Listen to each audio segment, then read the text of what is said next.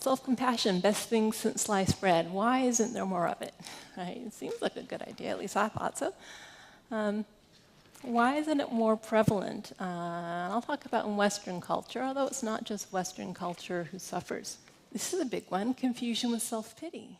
And it is annoying to be around people who are lost in self-pity, isn't it? We give the gesture of self-pity. It's also really dramatic, overly dramatic, right? So why isn't self-compassion self-pity? Well, first of all, this common humanity element is absolutely key. I mean, if it was just self-kindness, you might say, what's the difference? Self-compassion isn't poor me. Self-compassion it's hard for all of us. The human experience is hard for me, for you. This is the way life is. It's not egocentric, quite the opposite. It's a much more connected way of relating to yourself. And also, this is why the mindfulness is so important. When we're mindful of our suffering, we see it as it is. We don't ignore it, but we also don't over-exaggerate it. This is a big one that comes up. And part of this is the problem with language. People say, but don't we need self-criticism? Don't we need some constructive, healthy criticism? Yeah, absolutely. I'm not talking about healthy, constructive, kind, supportive, encouraging criticism. I'm talking about harsh, nasty, belittling, you're worthless, you're no good type of criticism, And that language sounds extreme, but it's really not. If you actually write down, especially on a bad day, some of the things you say to yourself, it can be really shocking how nasty it is. Right? So that's a type of criticism I'm talking about that you might say negative global self-evaluations. I am bad. I am no good. Okay? So what self-compassion does is it doesn't evaluate and judge the worth of yourself as a person, but it does see wisely. It discriminates. Self-indulgence, right? A lot of people think, well, if I'm compassionate to myself, I'm just going to skip work and just eat tubs of ice cream all day, and I'm just going to self-compassion doesn't mean you're going to do whatever you want. You aren't going to give pleasure for yourself only, because in the long run that harms you. Okay? So think of a very compassionate mother. Is she going to, for a child that she absolutely loves and has compassion for, is she going to say, yeah, don't go to school today, just blow it off, yeah, eat whatever you want, tubs of ice cream, that's fine. Of course not. A compassionate mother says, go to bed on time. Eat your vegetables. Do your homework, right? Because that's what compassion wants, health and well-being for ourselves. Compassion means we don't want to suffer, which means if we give ourselves pleasure in the short term feels good but harms us in the long run, then it's a problem. This is also a big one. Confusion with making excuses. I'm only human, right? Just blowing things off, okay? And again, you could blow things off and say it's self-compassion, but is it really? Because if you really have self-compassion, remember, you are more able to see yourself clearly. It is safer to see yourself clearly, and therefore it's a lot easier for you to take responsibility, because it's okay to have messed up, to have made a mistake. So research shows you're more likely to take responsibility for mistakes because, again, it's not so psychologically damning to do so. And a lot of people are afraid of compassion, well, for various reasons, but one of them is they really think they need their self-criticism to motivate themselves and keep themselves in line. It's a really entrenched belief, and I think our culture kind of supports that idea. We need to be hard on ourselves. We need to crack the whip. Think of all the, the images we have for motivating ourselves. Often they're very harsh. Okay. First of all, I have to say, if anyone does take this approach, I'd just like to ask the question, how's it working for you? So there's that level, right? Does self-criticism really help or not? Again, when we go to the research, the answer is pretty much it doesn't really help very much. It kind of helps, but in a way that's not that effective. So what happens when we're motivating ourselves with self-criticism? It's the carrot and stick approach, right? The carrot is, I want to feel good about myself. The stick is, I don't want to feel bad about myself, right? So that's how we're moving ourselves along. It's really a fear-based type of motivation. I am not okay if I fail, therefore I must try harder and succeed so I will be okay. So then the other way to motivate yourself is with self-compassion, not self-criticism. So self-compassion, there is motivation inherent in self-compassion, but it's all about wanting health and well-being for yourself and encouraging and supporting yourself to be healthy as opposed to saying you are not worthwhile if you fail. Okay, so, and I've got this picture of a father and his son because I really think it's a lot easier to understand these concepts when we think about friends or parents and children and then apply them to ourselves. So we've got two scenarios, right? One is a boy comes home from high school with a failing math grade. Okay, and the kid wants to go to college. This is a problem. So the old way, actually, back when they used to have the saying, spare the rod, spoil the child, would be to harshly punish the kid, or even if it's not done with corporal punishment, a father could say, you loser, I'm disgusted with you. I'm ashamed. You are just, you really blew it. What a screw up.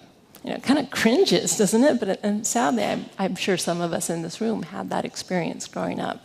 Okay, what's that going to do? Is that really going to motivate the kid? I mean, it may make the kid, behave. But what happens when you criticize like that, when we self-criticize especially, is first of all, we almost inevitably get depressed. Very painful. Depression is not exactly the most conducive mood to motivation. That's one of the things about depression is you don't feel motivated, right? The other thing it does is it makes us lose faith in ourselves. If we all the time tell ourselves, I'm no good, I'm not worthy, I can't do it, we don't feel confident to take on new tasks. And actually, the research shows that self-confidence, or perceived confidence, is one of the most important factors in motivation that makes people keep trying. And then the third thing that happens when you constantly criticize yourself is you become afraid of failure. I'm not even going to try because the consequences, if I fail, are too devastating. Better just not even to go there. Okay. But imagine this scenario instead, which hopefully happens much more often. The son comes home with a failing math grade, and the father says, whoa, you must be really disappointed, Hey, listen, it's okay, it happens to everyone. People do fail, I still love you, you aren't bad for failing, I accept you anyway. But it is a problem. I know you want to go to college, you got to get your math grades up so you can get into a place like UC Berkeley, right? So what can I do to help you? How can I support you? Do I need to help you with your homework? Do I need to get in a tutor? Let's figure out what's going on, but I believe in you and I know you can do it and I'm here to nurture and support you along the way. Now that's actually be much more effective in the long run for having that child learn the skills he needs to learn to go on. And yet we don't really do that with ourselves very much. For some reason, we believe that the harsh self-flagellation approach is more effective than being kind, supportive, encouraging, nurturing. Okay. So not only would I argue, but we'll talk about in a moment, there's research to show that that's really not the case. Self-compassion is a very effective motivator. There's another thing I'd like to talk about with this idea of motivating ourselves with self-criticism that I think is worth paying attention to. One of the reasons we're so attached to our self-criticism, even though it's painful, is because it gives us the illusion of control. You shouldn't have failed. Oh, that means theoretically it's possible that I would never fail. It's just because I did something wrong. You shouldn't have made a mistake. You shouldn't have been this. You shouldn't have been that. We love the illusion that it's theoretically possible to be perfect, to never have things go wrong. To do everything we want to do.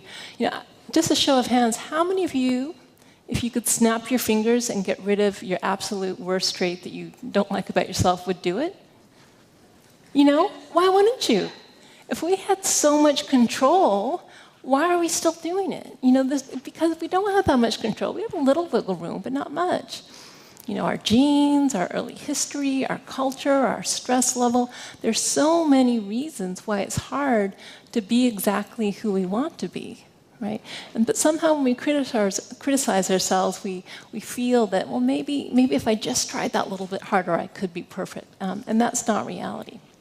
Okay, so self-compassion takes a different approach. First of all, self-compassion is about self-acceptance. I fully accept myself as I am, flaws and all. I have compassion, kindness, love, even though I'm not perfect, even though I don't fail. And self-compassion is not about self-improvement or evaluating yourself. Am I good enough or not? Trying to do more and more and more so I can see myself positively. It really is about accepting who you are as you are. Okay, well, does that contradict what I just said about motivation? Doesn't self-acceptance mean being passive, being complacent? Doesn't acceptance just mean acceptance?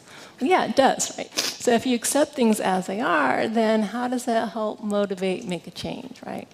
And Carl Rogers talked about this very beautifully. The curious paradox, and it is a paradox, is that when I accept myself as I am, then I can change, right?